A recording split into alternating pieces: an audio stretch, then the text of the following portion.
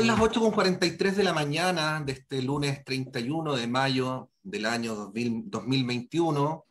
Yo sé que hemos dicho muchas veces al aire que el tiempo se pasa volando, pero es que de verdad sorprende haber llegado a mayo tan rápido. Pero bueno, así está la vida, así está el año, así está el país. Vamos a inaugurar el panel de esta mañana, de esta semana también, con la conductora habitual de este espacio, la editora general de nuestro departamento de prensa, Montserrat Rolano. ¿Cómo estás, Montserrat? Buenos días. Hola Patricio, muy buenos días. Bien, con harto ánimo empezando la semana. Espero que tú estés bien también. Muy bien, sí, con mucho ánimo también. Vamos a saludar a nuestros invitados y invitadas. En primer lugar, a la socióloga y una de las referencias del feminismo chileno, Teresa Valdés. ¿Cómo estás, Tere? Buenos días, bienvenida. Hola, muy contenta de estar nuevamente aquí en este panel, también con Pablo y con Montserrat. Y saludar al investigador del Instituto Libertad, Pablo Rodríguez. Pablo, como siempre, buenos días, bienvenido. Hola, buenos días. Gracias por la invitación. Oye, antes de empezar el panel, déjenme pasar un avisito, ¿eh? Mañana a las 3 de la tarde es la cuenta pública, la última, del presidente Sebastián Piñera, y en Radio Universidad de Chile vamos a estar desde las 2:30, desde las 14:30, haciendo una transmisión donde vamos a adelantar el mensaje presidencial y luego lo vamos a comentar.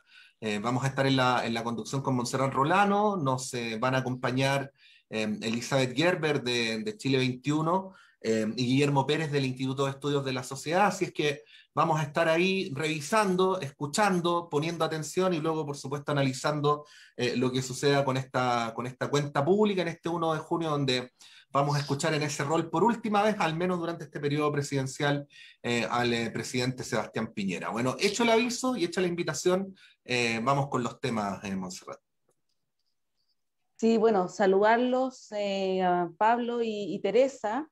Yo quiero proponerles partir conversando sobre un tema que lo señalaba Patricio en su comentario más temprano, y que tiene que ver con nuevamente la cuestionada estrategia sanitaria del gobierno. Esto es un constante déjà vu porque cada cierto tiempo ocupamos todo el espacio del panel para analizar y para, bueno, desmenuzar un poco lo que ha sido la estrategia del gobierno. Pero yo me quiero enfocar particularmente, para no ser reiterativa con lo que ya se ha dicho, y además Patricio lo conversaba también con la senadora Yasna Proboste, en la figura del ministro París, que la semana pasada tuvo varios exabruptos, por decirlo de alguna manera, eh, cuando se le preguntó por los pronósticos de los expertos respecto de los 8.000 contagios, tuvo una postura un poco escéptica, ¿no? Entró nuevamente a polemizar con distintos actores de las sociedades médicas. Bueno, en fin, tuvo ahí varias situaciones. Un día creo que fue el jueves o el viernes que dijo que no había que mirar los números. En fin, yo leía el fin de semana varias columnas y opiniones de analistas que planteaban que el ministro París perdió la compostura, que perdió el estatus, en el fondo dejando entrever que ya no es una persona apta para liderar la estrategia sanitaria del gobierno, sin decirlo así, con esas palabras, ¿no? ¿Cómo lo ven ahí, particularmente en la figura del ministro París? Porque esto además se da en un contexto en donde hay dudas de quién o quiénes son los que toman las decisiones respecto de la pandemia. Se le ha preguntado al ministro en reiteradas ocasiones, él dice que él es parte activa de la toma de decisiones. Hay quienes plantean que quien toma la decisión en definitiva es el presidente, o es el presidente y su asesor más cercano, el jefe de asesores. Ahí, bueno, preguntarles cómo ven esa situación, ¿no? Porque se da también en un contexto, lo comentaba también Patricio más temprano, que el colegio médico decide cortar su diálogo con el gobierno porque en el fondo el gobierno, según lo que dice el colegio médico, no lo está tomando en cuenta y en definitiva hace lo que quiere nomás. ¿Cómo ven esa situación? Son varias cosas, ¿no? Pero para que partamos analizando, particularmente me gustaría en el respecto de la figura del ministro París y de la gobernanza de la pandemia. Teresa. A ver, el ministro está en una situación particularmente difícil, o sea, todo lo que le pasa es totalmente esperable. Yo creo que está como un sándwich entre entre digamos, un carro con un caballo que quiere ir para un lado y el otro caballo quiere ir para el otro lado, y él tiene que hacer ahí juegos de equilibrio. Yo creo que es un equilibrista en medio de lo que son dos estrategias perfectamente separadas frente a la situación, porque tenemos una crisis económica, una crisis sanitaria, y es muy grave, digamos, que no tengan capacidad para, por último, transparentar, porque han llegado tarde con todas las medidas. Ahora no está viendo esta cosa de la vacunación en lugares los fines de semana. Eso lo tendrían que haber hecho desde el principio. Entonces van siempre atrás. Entonces la sensación es de que escuchan a la comisión, digamos, COVID, a la de expertos, la escuchan tarde, entonces retroceden, hacen las medidas después. Entonces yo creo que él está ahí como, no creo que sea una persona, digamos, que no sea la indicada. Cualquiera que esté ahí estaría en la misma situación, porque está efectivamente haciendo equilibrio con un caballo que va para un lado y otro caballo que va para otro. El problema es que el caballo de la crisis sanitaria se le desboca, digamos, porque no es posible un control, digamos, así como si fuera otro tipo de situación. Y no han tomado las medidas oportunas. Entonces, ahora están vacunando, ahora entonces faltan vacunas, ahora, porque en la gestión de las vacunas este gobierno lo ha hecho bien. O sea, el tema de las vacunas, este gobierno comparado con los países vecinos, efectivamente, pero no lo han hecho tan bien como para focalizar en la población que necesita más la vacuna. Entonces, los trabajadores, sobre todo trabajadores y trabajadoras, si uno mira dónde están los contagios, en qué comunas se concentran, cuáles son las comunas que más han aumentado, y uno se da cuenta que son comunas dormitorios de población trabajadora. Eso tendría que haber sido el foco inicial si la estrategia era efectivamente, ¿no es cierto?, sacar a los trabajadores a la calle. Entonces tiene esta contradicción de no entender lo individual y lo colectivo, porque finalmente le tiran a la población, esto es responsabilidad suya, pero no crean las condiciones para que las personas puedan, responsabilidad suya, ejercerla. Entonces, recién ahora estamos, ¿no es cierto?, con vacunación masiva los fines de semana con lugares públicos, cuando antes, o sea, me consta que los trabajadores no le han dado permiso para ir a vacunarse durante meses. ¿Cuántos muertos tenemos? Es lo más grave. Lo más grave es cuántas personas han muerto por no tomar las medidas a tiempo. Entonces, el ministro está ahí, está haciendo, digamos, equilibrio con estos dos caballos que se va uno para cada lado, lo que se llama el carro. En el tarot, se llama el carro. El pobre Auriga tratando de arreglárselas, pero bueno, no tiene, está en uno podría decir que en términos así más de otra naturaleza, hay una especie de tragedia, él está en un lugar trágico porque está obligado a desarrollar, entonces claro, que tenga exabruptos, y que el colegio médico definitivamente decía salirse de la mesa COVID es absolutamente lógico. Si la verdad es que con lo que ya le han dicho tiene todo el programa listo, entonces no les hace caso. Tipo, el problema es que ya sabemos cómo terminan las tragedias. Pero bueno, ahí Pablo, preguntarte a propósito de la tragedia, porque vamos a seguir la propuesta interpretativa de Teresa, ¿no? Una de las cosas que caracterizan a los personajes de la tragedia es que hacen todo lo posible por huir de su destino, sin éxito, ¿no? Entonces, yo recuerdo vívidamente que una de las cosas que se le criticaban al ministro Mañalich era su autorreferencia comunicacional, incluso en términos semiológicos, ¿no? Esos puntos de prensa solo, en un estrado, con toda la connotación vertical que tiene el estrado, en fin, y cómo el primer golpe, porque a mí me sorprendió también, no sé si ustedes se acuerdan del primer punto de prensa del ministro París, fue una suerte de estudio de televisión rodeado de personas, ya no solo, ¿no? Rodeado de personas. Bueno, eso formalmente sigue existiendo, pero ahora está remitido a los subsecretarios.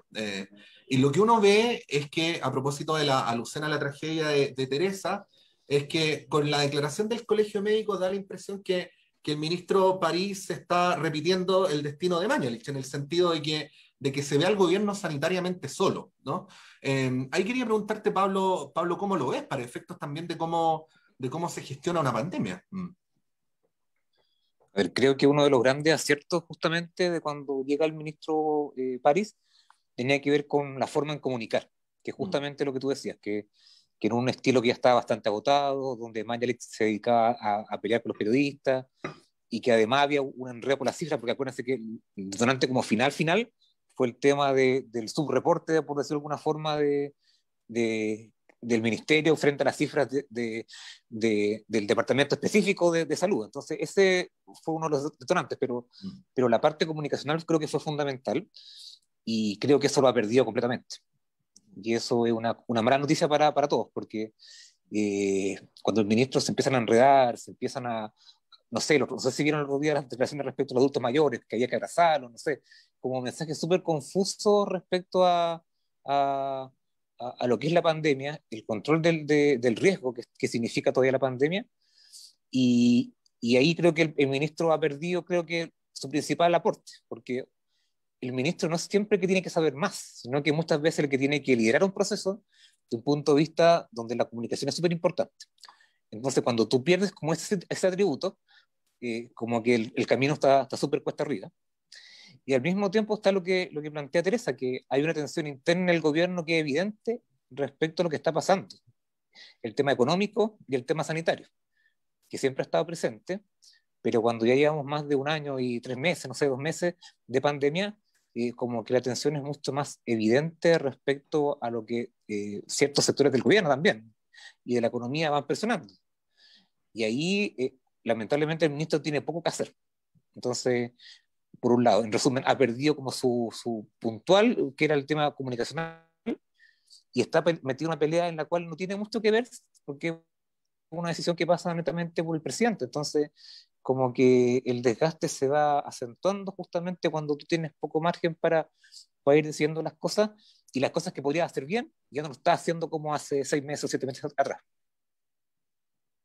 Sí, ahí tomando lo último que dice Pablo, preguntarles cómo viene el tema de la confianza y la credibilidad, porque si nosotros nos remitimos hace un año exacto, nuestro país estaba probablemente en el peor momento de la pandemia, con confinamiento de la mayoría del país, y efectivamente había una adhesión mayor a las medidas sanitarias, mucho mayor, más allá que las cuarentenas nunca, en algunas zonas sobre todo, nunca existieron como tal, digamos. Pero ahora que vemos gran parte de la región metropolitana confinada, entre comillas, eso no ocurre, no existe esa adhesión. Está el tema de la fatiga pandémica, evidentemente ha pasado, como le decía Pablo, más de un año, eh, pero también hay una falta, o puede ser un factor, y ahí se los pregunto a ustedes, una falta de confianza y de credibilidad en las autoridades cuando vemos que todas las semanas se están contradiciendo, están entregando información que es confusa. El mismo tema del pase de movilidad lo habían anunciado en un principio para que se implementara a fines de junio, y de un día para otro sale el presidente anunciando lo que se va a implementar en pocos días. Y ahí uno no entiende por qué. ¿Cuál es la razón detrás de eso? ¿Cuáles son las razones desde el punto de vista de la salud pública, ¿no? Está el tema de la vacunación, efectivamente, y se ha acelerado la vacunación, pero nos falta todavía más evidencia y que eso esté apoyado también por algunos expertos, ¿no? Entonces ahí les quiero preguntar cómo ven el tema de la confianza ciudadana, de la credibilidad de las autoridades y los efectos que puede tener la falta de ella en un momento tan complejo de la pandemia. Bueno, está claro que aquí se mezclan todos los planos, porque la falta de confianza y de credibilidad no es solo en el tema de la pandemia. Entonces hay un animus societatis de no creerle, digamos, a la autoridad política, de pensar de que efectivamente el presidente se arranca con los tarros cuando tiene un juguete por delante y le parece que una buena medida la lanza sin esperar lo que dicen los demás. Entonces produce una sensación, digamos, de que en realidad da lo mismo, porque al final, ¿no es cierto?, al final las medidas se desordenan. Yo diría que esta situación tan contradictoria produce además este efecto de decir nos están encerrando porque nos quieren encerrar, que es lo más grave. Es decir, nos han restringido todas las libertades individuales, nos han restringido las posibilidades dejando la parte psicosocial que podemos hablarla después del efecto pandemia, pero esta sensación de nos tienen encerrados porque nos quieren controlar, y esto es un tema político y no es un tema sanitario, porque si el presidente de la República de repente se arranca con los tarros y sale con medidas de debajo de saca las medidas, digamos, de la vieja chistera, como se decía también, entonces no hay coherencia. Yo diría lo más grave es la falta de coherencia y consistencia. En ese contexto, la población dice nos están encerrando porque hay otras razones. Además está el tema psicosocial, efectivamente hay un cansancio que lo vivimos todos. O sea, yo creo que ninguno de nosotros no tiene en la piel las ganas de poder salir y caminar libremente. El otoño está maravilloso. Tantas nos hemos perdido. Yo cumplí 70 años entre medio, no pude ni celebrarlo. Entonces, todos estamos con unos pendientes de celebración. Entonces, pero lo más grave es que se mezclan los planos, digamos. La desconfianza en el gobierno es de muchos planos, en muchos ámbitos, respecto del manejo de muchos temas, y con esta sensación de que están usando la pandemia para controlar la población, para controlarla, digamos, respecto de lo que han sido los efectos del estallido social. Entonces, en ese contexto es muy difícil que la gente tenga adherencia a la propuesta, digamos, que finalmente significa encerrarse. O sea, yo porque tengo la edad que tengo, estoy bastante encerrada. Yo no pienso que efectivamente que yo me cuide, que cuiden los demás es fundamental. Pero eso es, digamos, es porque por otros factores, digamos, que están asociados. Pero la mayoría no, y si a eso le agregamos que no se tomaron las medidas en los momentos adecuados, entonces tenemos la tormenta perfecta en realidad para que se sigan aumentando los casos, porque en este minuto fíjense que estamos con las personas que llegan a urgencia, son menores, son de los tramos más menores, y además llegan sin vacunarse, o sea, el 80 o el 90% de las personas que están en urgencia no se han vacunado. Entonces eso es consecuencia de todo este mal manejo previo. Sí, yo no creo que haya sido del todo voluntario, pero si uno lee la declaración del Colegio Médico, en 5 puntos le pega al gobierno y en el sexto hace un llamado directo a la población a que se cuide, ¿no? Entonces, si uno hiciera un análisis más fino de esto, que un análisis de discurso, que yo creo que fue involuntario del Colegio Médico, lo que se trasunta es, bueno, digámosle a la gente que se cuide sola porque ya la autoridad como que no tiene mucho que decir acá, y eso es bastante grave, es bastante delicado. Obviamente está lo del animus societatis al que hacía alusión Teresa, que puede que sea un estado de ánimo de nuestro tiempo, pero aquí ha habido no 1, ni 2, ni 5 autogoles en este tema, ¿no? Y que son parte muy importante de la explicación. Vamos a volver con Pablo Rodríguez. Les propongo que como son las 9 de la mañana en punto, hagamos un alto muy breve y continuemos con este panel en Radioanálisis. Son las 9:03 de la mañana, continuamos en Radioanálisis en este 31 de mayo del año 2021. Pablo, ¿querías agregar algo respecto a lo que habíamos hablado en el bloque anterior? Porque si no, podemos cambiar de tema, pero si no, sí, la palabra es tuya. Sí. Lo que pasa es que cuando tú decías de los autogoles, lamentablemente estamos a puertas de otros, que tiene que ver con el tema del debate por los mínimos comunes. Esa discusión no va a salir bien, o sea, ya se están viendo las posiciones de cada uno de los actores y es probable que tengamos el mismo guión otras veces, porque el gobierno con sus propuestas por un lado, la oposición intentando sacar otros proyectos por el Congreso, también la Gile que ha metido el tema del cuarto retiro entre medio. Entonces, es no sé si es probablemente un autogol como los otros, porque a veces son más bien autogoles que son causados 100% por el gobierno. Aquí hay una mezcla más compleja, pero la verdad es que ese tema de cómo tú haces más ayudas sociales y cómo llega oportunamente, es un tema que hemos tenido este año completo, pero que cada 2 o 3 meses, en la medida que se van acabando los fondos de la otra aporte, va volviendo a estar o volviendo a instalarse. Entonces, creo que hay otra cosa que hay que estar atento esta semana, pero la discusión no, o sea, el final de la discusión no se ve auspicioso. Sí, bueno. Vamos a ver qué es lo que ocurre con eso. Les quería proponer que cambiáramos de tema y que habláramos de la disputa en torno al legado de Allende, ¿no?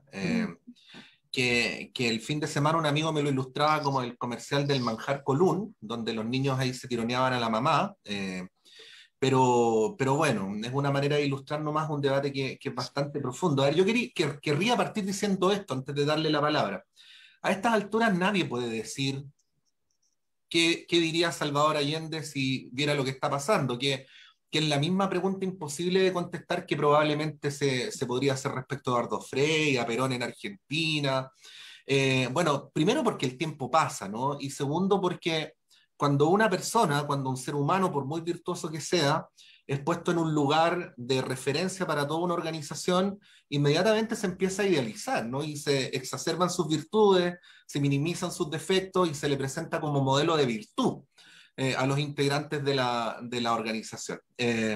Y cuando se hace eso no estamos hablando del pasado, estamos hablando siempre, siempre, siempre del presente. Bueno, el fin de semana pasado hubo 3 entrevistas de dirigentes del Partido Socialista hablando de cómo Allende estaría viendo lo que está pasando ahora.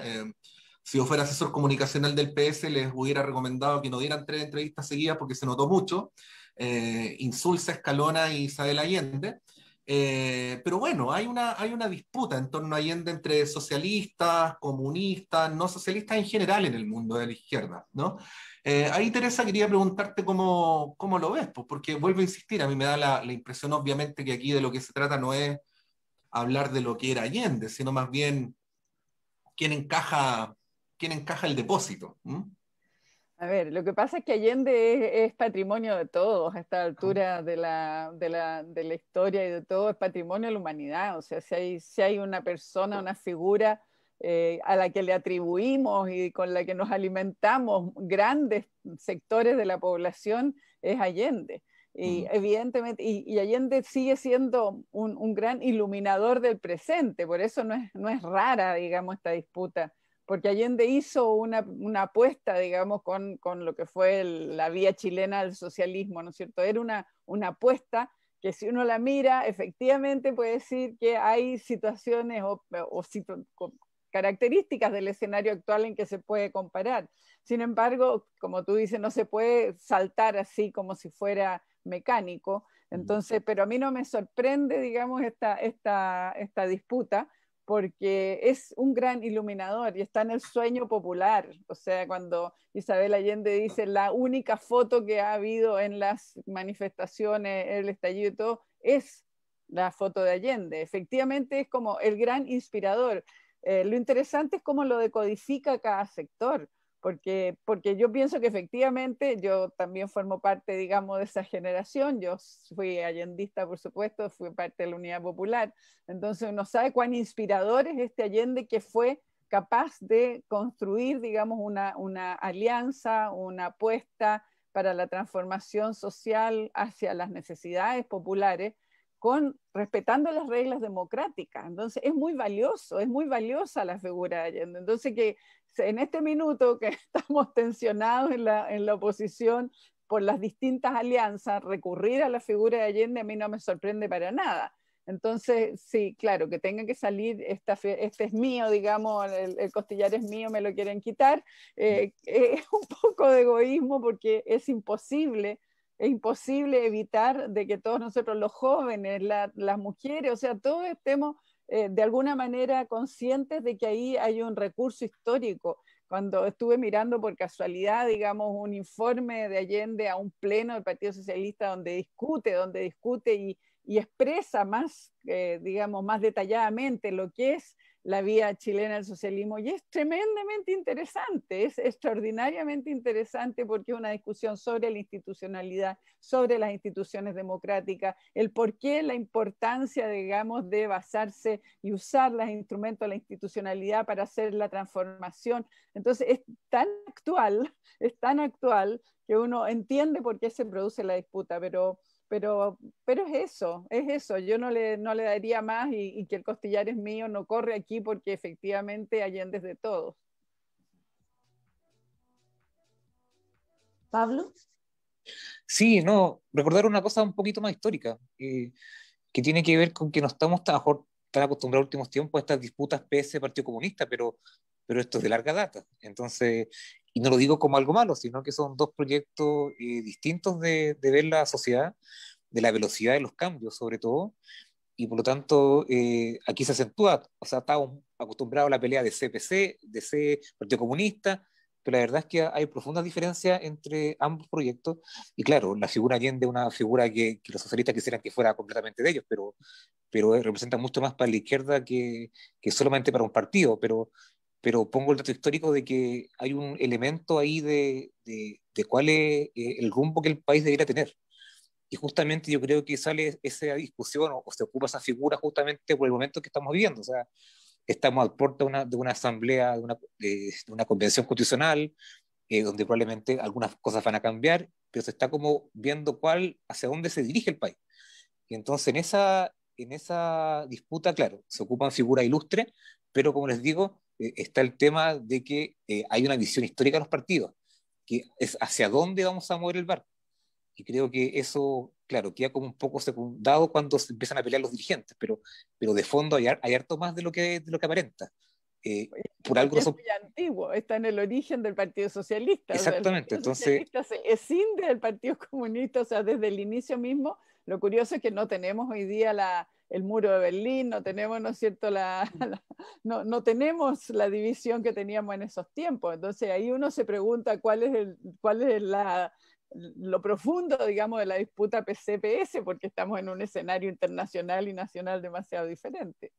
Entonces, y como estamos a punto, claro, de fijar un nuevo rumbo, esas diferencias salen con mucha más fuerza, justamente porque lo que está en juego en estos próximos meses es mucho.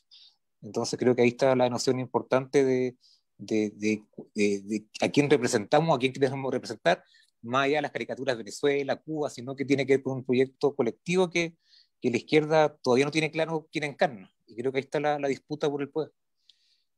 Simón, sí, bueno, Patricio, por favor.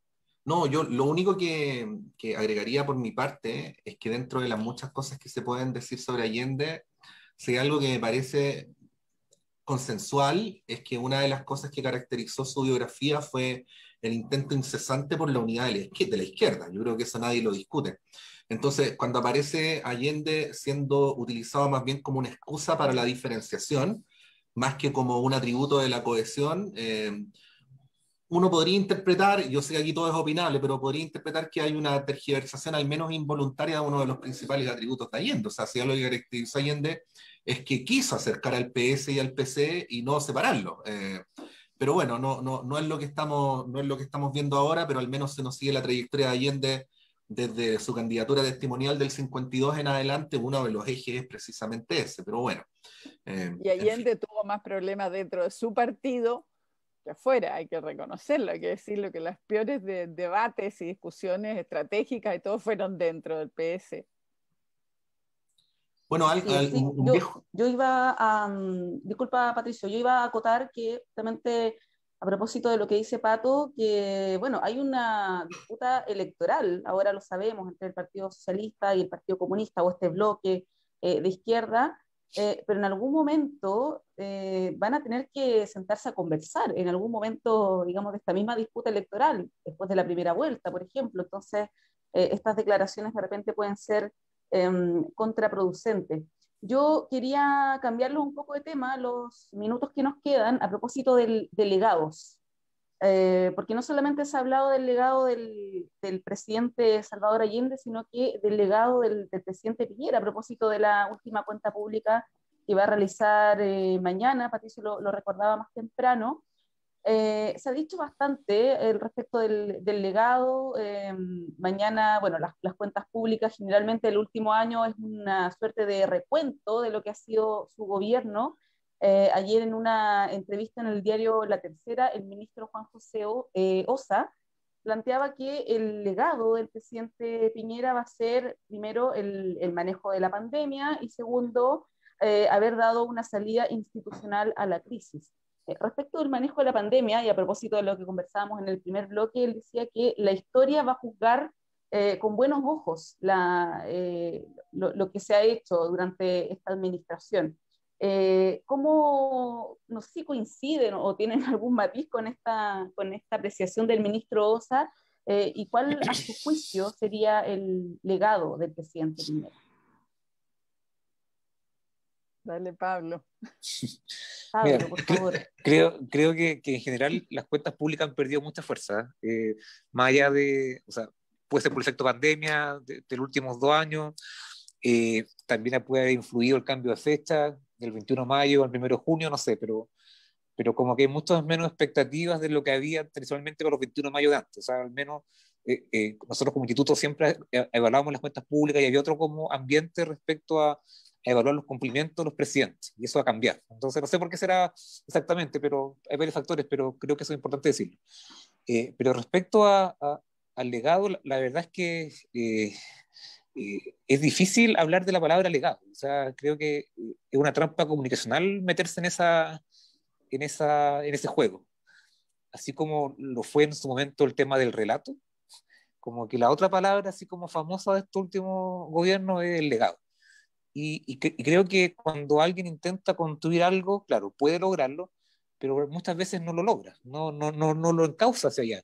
Y por tanto creo que ahí los gobiernos pierden oportunidades, pierden de alguna forma energía, tratando de decir lo que han hecho, más de que los propios hechos hablen por sí solos, ¿no? Claro, no siempre es así, pero es como un poquito una discusión un poco forzada respecto a lo que se quiere hacer, y creo que eso en el contexto en el cual estamos viviendo, de la pandemia, de la crisis del conflicto social, post 18 de octubre, creo que no contribuye mucho a hablar desde el gobierno del legado. Creo que es una mala estrategia comunicacional, porque la verdad es que o sea, el tema de la pandemia te lo ha comido completamente. O sea, si ya las cuentas públicas, a mi juicio, han perdido fuerza, en un contexto como el que estamos viviendo, pierde mucho más. Entonces, creo que ahí hay un tema de cómo se enfrenta, de cómo se dice lo que se está haciendo, pero cuando tú, y ustedes que son periodistas seguramente lo saben mejor, cuando uno tiene que estar repitiendo constantemente mis logros, es que hay un problema importante comunicacional y también político,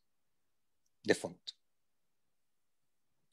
Yo siento que aquí hay un divorcio, un abismo entre la percepción ciudadana y la percepción del gobierno. Entonces, va a ser más bien, porque la idea del legado, como tú dices, es lo que yo construí, lo que era mi propuesta, aquí venía mi proyecto, es lo que yo conseguí, lo que construí, que les dejo, digamos, para la posteridad.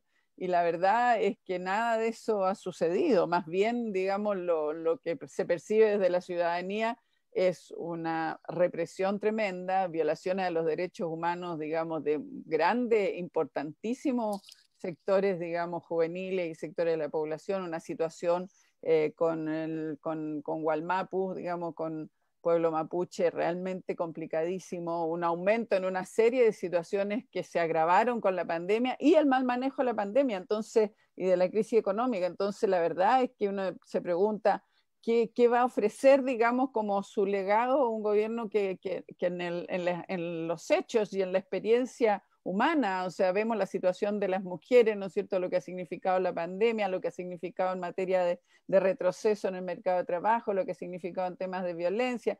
Entonces, uno podría decir que el periodo de Piñera está significando una toma de conciencia y está significando una oportunidad para reconstruir a través de una convención constitucional, reparar, ¿no es cierto? Porque es interesante pensar que la convención constitucional tiene un efecto reparador enorme sobre todos los sufrimientos de este pueblo de Chile. Entonces uno puede mirar cómo este periodo finalmente va a ser observado como un periodo de grandes cambios y transformaciones, pero llamarle a eso legado es atribuirse a algo que no corresponde para nada. O sea, está a palos con la águila y la experiencia de la gente está siendo... Basta mirar, ¿no es cierto?, las encuestas de opinión con todas las debilidades que tienen, de déficits enormes y de sufrimientos muy grandes. Sí, es cierto que de repente las apreciaciones del presente cambian con el futuro, al menos lo que uno puede prever respecto al presente es que muy probablemente la candidatura de derecha va a tratar de desmarcarse del gobierno más que de aferrarse a él, como ya lo vimos en la última elección.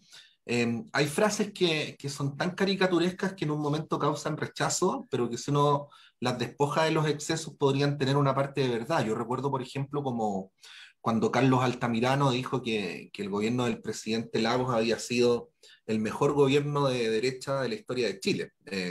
Entonces, claro, eso generó mucha urticaria, pero despojado de la caricatura, esa afirmación tan temeraria puede dar lugar a un análisis político, ¿no? Y una de las cosas que ocurren hoy día, por ejemplo, y esto a lo mejor puede cambiar en el futuro, es que la izquierda tiende a no reivindicar como propio el gobierno del presidente Lagos.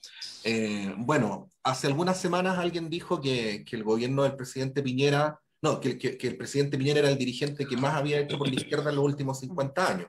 Eso también puede parecer una caricatura, pero si uno lo despoja del exceso y analiza lo que ocurrió después de ambos gobiernos del presidente Piñera o durante ambos gobiernos del presidente Piñera, la verdad es que las causas progresistas avanzaron más que nunca durante la transición. Entonces son análisis que probablemente están en desarrollo y que recién van a terminar de cuajar con el paso de los años. No sé si al respecto quieren agregar algo porque quería plantearles un último tema. Tere, Pablo. Nada por aquí. Ya. El tema es el siguiente, como para volver al principio, al tema que planteaba Montserrat. Anoche, bien tarde, la Conmebol anunció que la Copa América no se iba a hacer en Argentina. Y nosotros desde la semana pasada no lo queríamos decir al aire, es la primera vez que yo por lo menos lo voy a decir. Hipotetizábamos que una de las razones por las cuales el gobierno había apurado el pase de movilidad era por la expectativa de poder organizar la Copa América de fútbol masculino en Chile, lo cual requiere libertad para los desplazamientos de las delegaciones entre distintas ciudades del país. Bueno, la posibilidad de Chile todavía no se ha descartado, no solo eso, es una de las que aparece más fuertemente encima de la mesa. No estamos hablando de deporte al final, ustedes lo entienden, ¿no? Quería preguntarle su opinión respecto a la posibilidad de que la Conmebol lo considere, lo cual obviamente ha de contar previamente con el entusiasmo del gobierno chileno. Frente a esa eventualidad, ¿qué dirían ustedes? O sea, probablemente ya hace un par de semanas Chile era uno de los países mejor instalados para asumir un desafío como este. Recordemos que Colombia se bajó hace un par de semanas, producto de lo que ocurre internamente en su país. Y básicamente la imagen que vende Chile para afuera tiene que ver con el tema de las vacunas. Como gran parte de la población está al menos con una dosis, es como una muestra de seguridad. Obviamente la señal no sería la mejor si tú me preguntaras qué haría yo, pero probablemente las negociaciones pasan por otros carriles como tú planteas. O sea, hay un tema económico importante detrás de lo que significa eso, y lo único que uno pudiera pedir, si es que efectivamente pasa, es que de verdad sean como estas burbujas que funcionan en otras partes del mundo, no sé si en esta región, pero que no haya público, por ejemplo, no sé, que efectivamente, como fue en otros torneos internacionales, en Europa sobre todo, los equipos de verdad vivan en burbujas y no haya posibilidad de que justamente a partir de ese grupo se disemine algún tipo de nueva variante o algo relacionado. Es posible. No sé si esa va a ser la postura, pero si tú me hicieras elegir dentro de todos los peores escenarios, creo que hacerla sin público y con controles muy estrictos de los equipos y a las delegaciones que vinieran, que se puede hacer. Hay que ver si efectivamente cómo se refuerzan los controles, pero hay experiencias de que se han podido hacer torneos deportivos, como les digo, en esta burbuja. El tenis lo ha hecho. Ha costado muchas veces, el tenis fue uno de los primeros deportes que abrió al público, desde un punto de vista de todos los torneos pendientes que estaban del año pasado, pero es algo que, nuevamente, desde el punto de vista comunicacional, es complejo de explicar. Entonces, si se llegara a hacer que fuera con bastante restricción, eso es lo único que uno podría plantear. Yo pienso que es un regalo perfecto para Piñera. Le falta el circo, necesita más circo, necesita distraer más a la población. Efectivamente, pienso lo mismo que Pablo, que si eso se hace, habría que hacerlo en condiciones de burbuja, en condiciones absolutamente de protección. Sin embargo, significa un aporte descomunal, ¿no es cierto? Claro que tendrían que dar los programas, digamos, televisar, dar en televisión abierta los partidos, digamos, para que se cumpla plenamente, porque, claro, tenemos mirado psicosocialmente y decir, aquí vamos a tener una distracción y vamos a cambiar el ánimo societal y va a estar todo el mundo dedicado al fútbol, entonces es perfecto para cambiar, digamos, y comparto plenamente, digamos, la hipótesis de que el adelantamiento del carnet sanitario tenga que ver con esta posibilidad. Es absolutamente coherente con el presidente de la República y su manera de funcionar. Aquí le tiraron la posibilidad, el regalito va a ir y lo va a tomar, tiene algunos riesgos, van a haber unos 500, 600 muertos más, pero no es tan grave. Total, vamos a tener a la plebe distraída en el circo. Y si además vamos a estar con el IFE y todo, vamos a tener con pan y circo, y eso va a significar un buen cierre, digamos, de su periodo electoral. Bueno, lo que pasa cuando no se entregan explicaciones claras y razonables y bien fundamentadas, que dan lugar para todo tipo de hipótesis y de elucubraciones. Una de ellas es la que mencionaba Patricio. Estamos llegando al final de esta parte del programa, ya viene Claudio Medrano en algunos minutos más. Agradecer a Teresa Valdés. Teresa, que estés muy bien, que tengas una excelente semana. Gracias Montserrat, gracias Patricio, gracias Pablo por compartir esta conversación. Y Pablo Rodríguez, lo mismo, que tengas una excelente semana. Muy bien. Gracias a ustedes también.